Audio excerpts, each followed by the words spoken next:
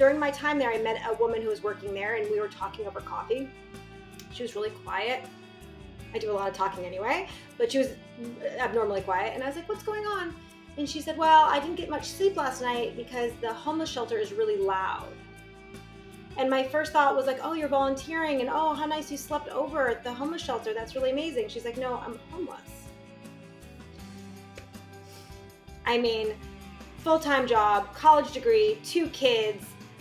We had so much in common, and here I was. I just assumed that everything in her life was going the way that mine was, and she was homeless. For our Be the Change segment this month, we are featuring Humble Design, an organization dedicated to changing lives and communities by furnishing the homes of families and veterans emerging from homelessness. I've invited the founder of Humble Design, Treger Strasberg, on the show today. We're going to discuss the state of homelessness in America and Humble Design and how they are working to support families in need. Welcome to the show, Treger. Thank you for having me. Absolutely. Well, let's talk about this important topic. What is the current state of homelessness in our country? Well, I'd love to say that it's getting better and that all the things that we're doing are working, but unfortunately, we are seeing rising numbers of not only homeless that are homeless for the first time, but chronically homeless. So normally what you see is people out on the streets are what we call chronically homeless, and that's about 2% of the homeless population. Well, those are on the rise, and you're seeing more and more people in like tent cities, things that are really easy to see, things that are in your eye line. The behind the scenes homelessness is growing as well, which is staying in cars, staying on family floor, staying in shelters, staying in abandoned buildings. So all of that is on the rise due to the current economic situation in the United States. Got it. Yeah. So the pandemic, I guess, rising inflation. What are the reasons, I guess? Talk to us about the reasons that somebody might become homeless. So we've helped over 7,800 homeless individuals across the United States. So we have taken a really good slice of all of those individuals. We've interviewed every single one of them to understand, what their year has been like. We try to make it as human as possible. But what we hear time and time again is medical bills. Medical bills are killing this country, and a lot of our families do not have the emergency fund that they would need for a medical emergency, a family emergency. A lot of times with medical debt also comes death in the family. So the death in the family, which is a 2-income household, now becomes a 1-income household, and that income still has to carry the medical debt. So debt is a big issue. Also, we're seeing a lot of veterans, a lot of mental illness, a lot of substance abuse, and substance abuse is not the cause of homelessness, but it is a placebo to help basically get you through this awful time in your life, but it doesn't help the situation, certainly. And domestic violence. Domestic violence is a big one as well. We see a lot of people and refugees in their own lives with their kids due to domestic violence.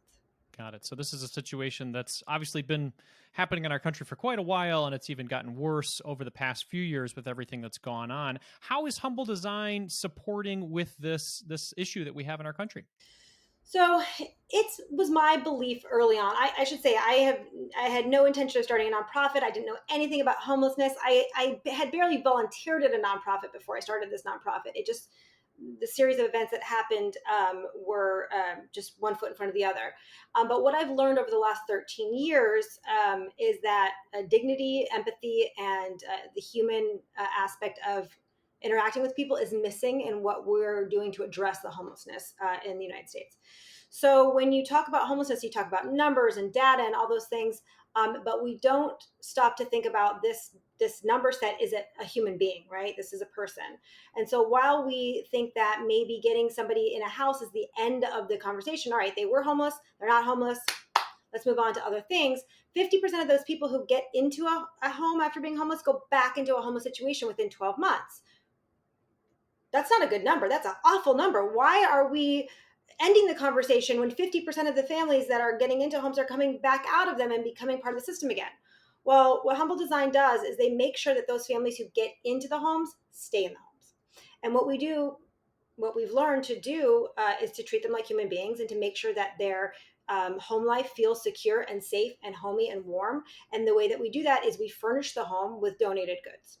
So when you donate your stuff and you're hoping that it goes to somebody who's in need or in homeless, most times it's probably not. It's being resold to fund a program.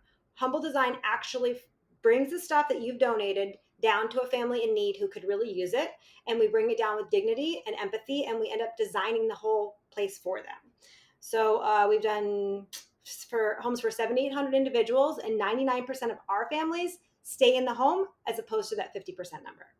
Wow, yeah, there's something to making a house a home, I guess, right? This is how you guys are doing it. So you started to talk a little bit about your backstory. How did you fall into this? How did this become your life? What series of events happened to you where you said, "This is what I'm going to do for the next 13 years"?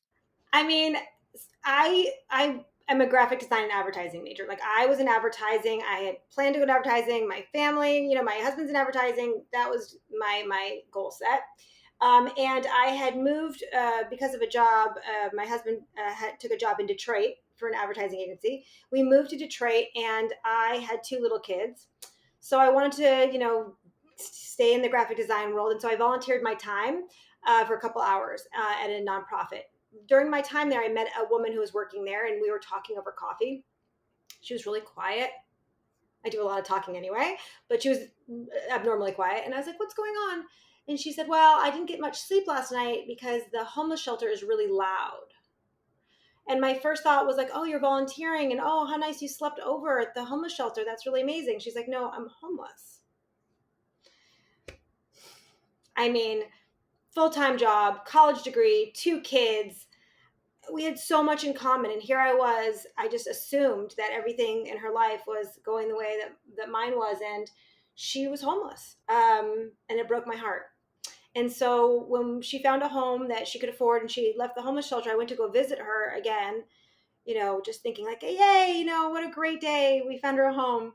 And she got there, and they were so excited, and her two little kids were making nests on the floor with their winter coats where they were going to sleep, because everything she owned, everything she had gathered, everything in her entire world went to the curb when she couldn't pay her rent at her last place.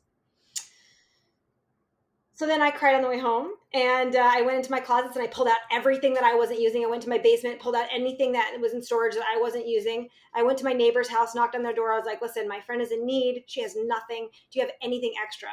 And then I stopped people in the grocery line, and then I stopped people at the pickup for daycare. And then my friend had a pickup truck, so the two of us drove around and drove all this stuff to my friend's house. And because she was my friend, I wanted to make it a dignified, beautiful experience. So we designed it. We got the color she wanted. We painted the musical instruments. And in 6 weeks, basically, we had a fully furnished, gorgeous, designed home for her and her kids where they could feel comfortable, they could sleep, they could have a full meal, they could cook together. And that project was over. And so back I go, except people in town started calling me the furniture lady in my small little town in Michigan. And they started dropping stuff off because they wanted me to find a home for it. And so before I knew it, I had a full sectional couch on my front lawn and a crib in my parking spot in my garage. So I started calling around, and I said, "Listen, these people gave this stuff to me hoping that it would go directly to a family who needs it. Who does that? Like, I'll just donate to them." And every single person I called at every shelter said, "Wow, that really doesn't happen. And it's a hole in the system. And you should maybe start something." So that was interesting. And so I started very small out of my garage, and we did one home every 6 weeks, like we did with my friend. About a year later, we had 100 families on the waiting list. And rather than me feeling great about that, I felt awful that there was at least 400 children that I wasn't able to put into beds because I was so small. So my husband and I sat down and we said, we could invest in stocks, we could invest in a real estate, we could invest in lots of things. But what if we, instead of investing in something that's going to make us money, what if we invest in something that's actually going to make us feel better about ourselves and about the world? And wouldn't that be worth the money that we would have invested elsewhere? And we decided to invest. We decided to invest in like a small business, and we put our money and our effort behind it. And it's been 13 years, and we're in 5 cities across the United States. We furnish 13 homes a week, and for right now we're at 7,800 individuals. And I mean, it's been a wonderful, heartwarming, hard, painful, lovely journey. That's incredible. Thank you for sharing that story. Uh, we talk a lot about investing on this podcast, and you guys truly have invested in a nonprofit that is changing lives. So talk to us about these 7,800 people. Again, we talked about numbers, right? Let's humanize this. Tell us one of your favorite stories as of late of a family that's been moved by your program? I mean, it's so hard to pick, right? I love the kids. I love the kids when they cry and they see their bed and like, oh my God, they cry. What does that mean? They've never had a bed before. I love all those stories.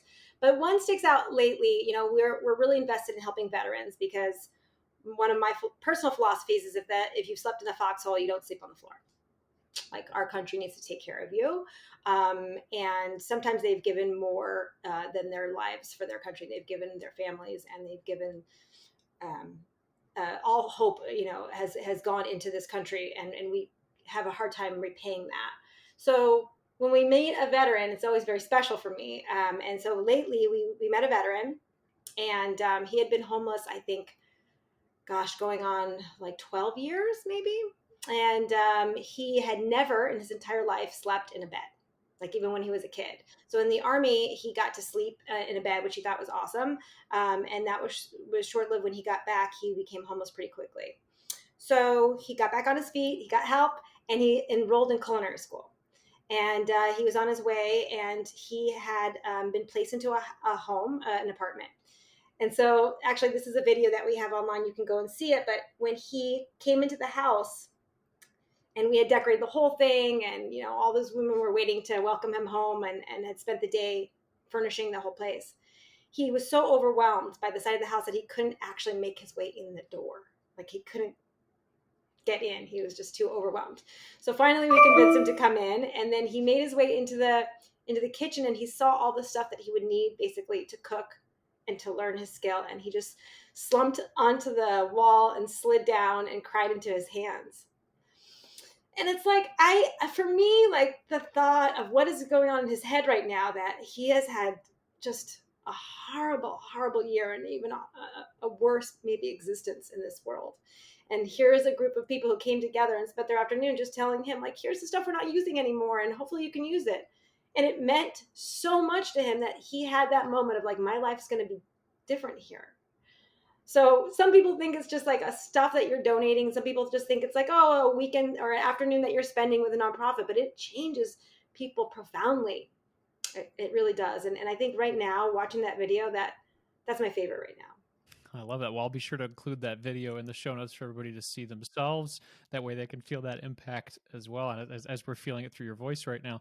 Can you tell us, obviously you're very passionate about what you've been doing for the past 13 years. Where do you see this organization going over the next 5? What's your hopes and dreams for where this organization is going? Wouldn't it be lovely to be able to help everybody? Wouldn't it be lovely to get my hands around every single person who needs us and who needs a bed, and to have a country where no one sleeps on the floor, right? The wealthiest country in the world, and have that be our goal. If you look at it very far away, I hope somebody puts us out of business. I hope that we have a safety net that's so amazing in this country that nobody falls as low as that needs our help. That nobody's sleeping on a pile of clothes on the floor in this country. In the interim, realistically, I'd love to be in every community that needs us, because I have learned throughout this journey that there is no shortage of furniture. I mean, every time I get to this point in the conversation, I speak at different conferences, and I go around and I tell the story. And I always see people glaze over at the point where they realize that I take in donated furniture and home goods, because they're cataloging all the stuff that they want to give me. Right? They're going through their drawers in their mind. They're like, I haven't used that coffee table a long time. It's in storage. I could just give it to her. So there's so much furniture. There's so many home goods. It's the number one thing that's not recycled in this country. And we have no means to gather it other than, what was built after World War II, like the Salvation Army and Goodwill. Those systems don't have the capacity to take the amount of stuff. And if we could just get it to the people in need, we have so much stuff and we have so many people who need it. How can we bridge that gap in every community in the United States? I love that. Yeah, and talking about the amount of things that we have, we've talked about the storage facilities where people just have stuff. If it could make its way to you guys to have that impact, it sounds like that is the dream, that is the bridge. So talk to us about, somebody's listening right now and they're saying, wow, I am feeling very moved. I would like to give. And I understand there's a financial gift that people can give, but also their time. So talk to us about both those options, whether you can give your time or your money. Money's great. We love money because then we get to do what we want to do. I should also say that I don't take a salary. My husband doesn't take a salary. Our staff is paid peanuts, although I would love to pay them a living wage. It is my goal in the future, but we steward our money very carefully, and we all have all the awards. If you want to go on Charity Navigator, on all those good ones, we have all the awards. But I will say that we changed our tagline last year. It used to be furnishing homes for the homeless, which is what we do. But now we change it to togetherness to end homelessness. Because what we realized through this process is that people who give their time actually are gaining the gift of humble design almost as much, if not more, than the people who are receiving the furniture. So we create an experience where you can come down to the house, and from 9 a.m. to 2 p.m. you work really hard. You clean things, you move furniture, you make beds, you hang artwork on the walls, you put all the silverware away, and then you get to watch the family walk into the house for the first time and see the transformation.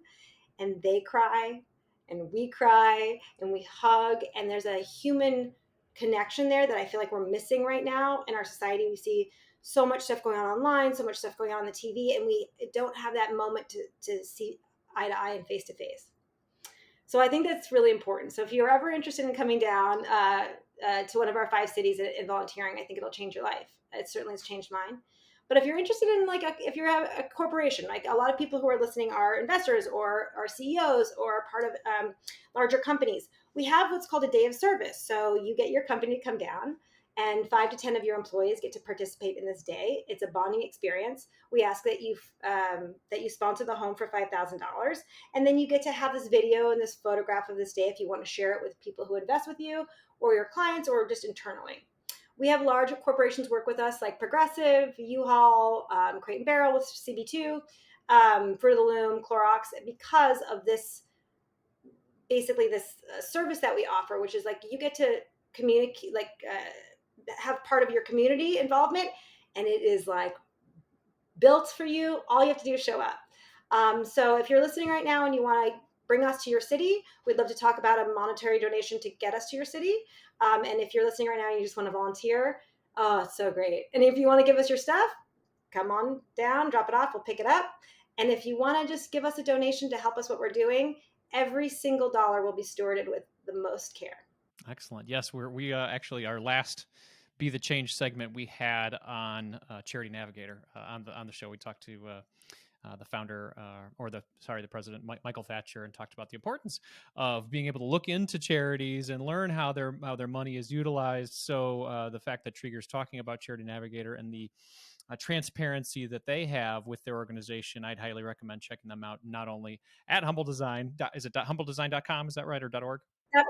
.org, yeah. .org, humbledesign.org, as well as Charity Navigator. It's great to research all the charities that you donate to. But definitely, if you're looking for an experience, I love we're talking about this. This is a great way. I mean, talk about team building. If you're looking for a way to really have, a great experience with your team or your family or a group, this sounds like an incredible experience to do. Treger, thank you so much for your time today. I really appreciate it. It has been lovely. Thank you so much for having me.